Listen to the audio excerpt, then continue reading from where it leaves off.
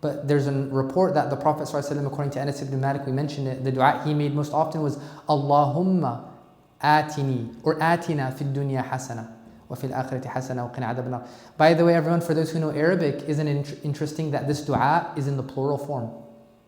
Meaning, oh Allah, grant us. It's literally, oh Allah, Rabbana, atina, grant all of us. Even if I'm sitting there by myself making the dua. Because remember the principle that when you include all of the believers, it's more likely to be accepted. Okay, final questions. We'll go quick, unless you guys want to conclude. What is the best way to make tawassul or istighatha, and what are some of its benefits? This is a big topic, difference of opinions, but there are fuqaha who permit this, and to say, Ya Allah, through these people, Ya Allah, through your love for this person or this prophet, grant me this, facilitate this. If your fates are predetermined, does Allah already know we are going to make a dua? Yes, Allah knows what you're going to make dua. And some of the ulama, there's a hadith that qadar and dua struggle with one another. Qadar, your decree, and dua struggle, and then dua overcomes the qadar and it changes your qadar. But even that is within your ultimate qadar, that you would make that dua. Okay. What does it mean to have intensity in dua? And tulih, al-ilhah, it's to be intense, to beg. It is encouraged to beg Allah. I didn't mention this. Ya Allah, Ya Allah. To beg. It's encouraged, not to just say it. It is something that the Prophet ﷺ would do and to encourage. And how can I enhance it? Yeah, to know that it's a sunnah and it's encouraged, and Allah loves when we beg Him. Al-ilhah.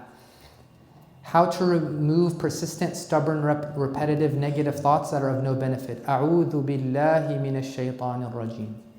Always say that, and then with time, if it's coming from the nafs, with time you train your nafs to not accept thoughts. And remember, these thoughts, if they're passing thoughts, are excused. You're not taking into account for them. But remember, the Prophet ﷺ, كان يحب الفأل. He used to love having a good opinion. Try to have a good opinion. Oh, I think are they still coming in or no? You guys tell me when you want to stop. I don't know where we left off. Up to me. I was late, so I'm fine. Huh? You said you're gonna go on if you say that. I'm okay. It's you guys. Are you sure? If you're tired, you're free to go. You know, I'll go through these. I currently feel like my life is in limbo. I can do salah and read the Quran and Quran Kareem just fine, but my days and heart often feel more numb than joy. Advise, please. Subhanallah, do you know?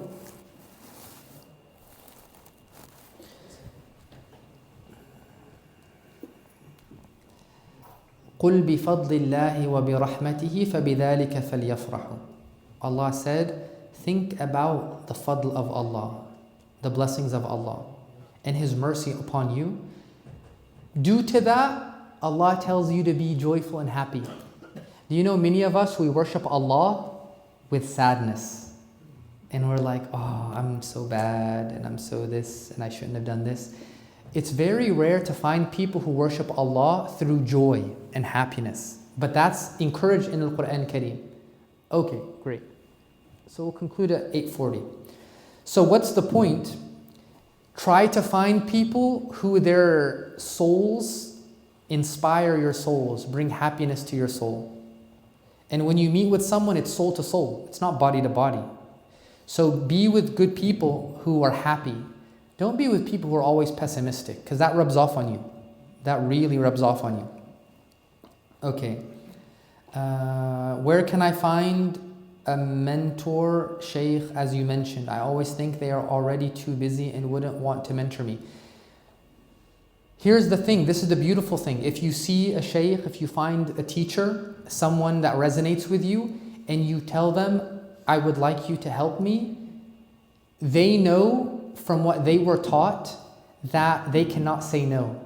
And they cannot say, I'm too busy.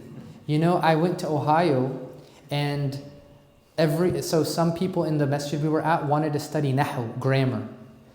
And some people, I guess, because they were all younger guys, they were shy to ask me because they thought I would be busy.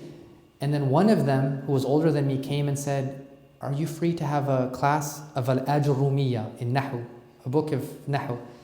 And I said, I can't say no, of course. So we did a post-Fajr class every morning, and it had nothing to do with my job. It was just on the side.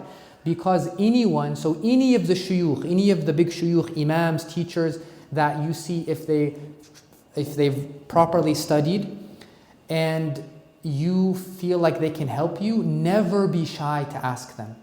I'm never shy. Any shaykh I see that I can benefit from, I ask them. I'm not shy. Because they see there are a few people who never learn. One of them is the one who's shy.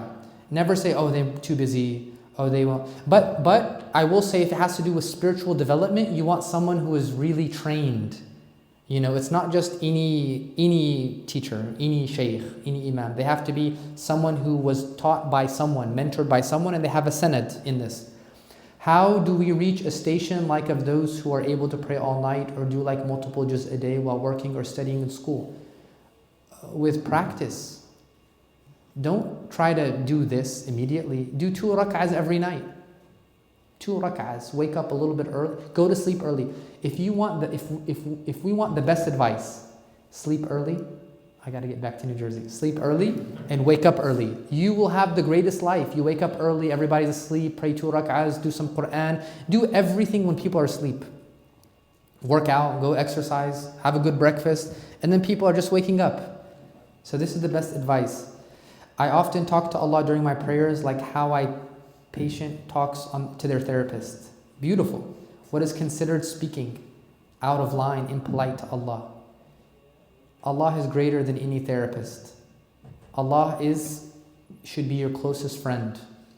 إِنَّ الشَّيْطَانَ كَانَ لَكُمْ عَدُوٌ فَاتَّخِذُهُ عَدُوًا. The shaitan is an enemy to you. Some of the ulama in their tafsir say, what we interpret from this is Allah is saying, and I am your friend, so take me as your friend. So take Allah as your friend, as your everything. Nothing is impolite. Just always be happy with Him. Have a good opinion of Him. How do you finance yourself while studying abroad? So many different ways. You can work online, you can save up money. If you go to a country that is less expensive, you can come to the US and work in the summer, save up money, go work online.